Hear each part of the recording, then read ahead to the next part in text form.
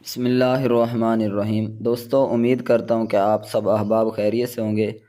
آج ایک بہت ہی خاص وظیفہ آپ سب بھائیوں کو بتانے والا ہوں، رزق کے والے سے رزق کی تنگی کو دور کرنے کے لیے ایک بہت ہی خاص عمل ہے، اور یہ وظیفہ آپ حیران ہوں گے کہ اس وظیفے کو پڑھتے ہوئے آپ کا زیادہ سے زیادہ 1 سے 1.5 منٹ لگے گا، بس اتنا ٹائم آپ کا ہے۔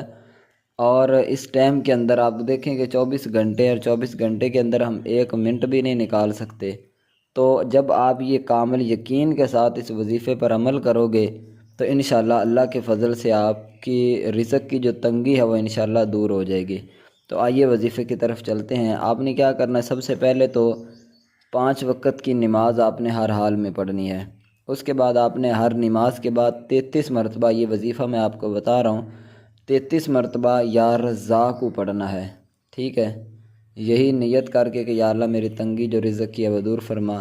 33 مرتبہ یا رزاق کو ہر نماز کے بعد پڑھیں، تو انشاءاللہ اللہ کے فضل سے، اللہ کی رحمت سے جب آپ یہ عمل کرو گے تو انشاءاللہ آپ کی رزق کی جو تنگی ہے وہ دور ہوگی، اور اللہ تعالیٰ آپ پر برکتیں اور رحمتیں عطا فرمائے گا۔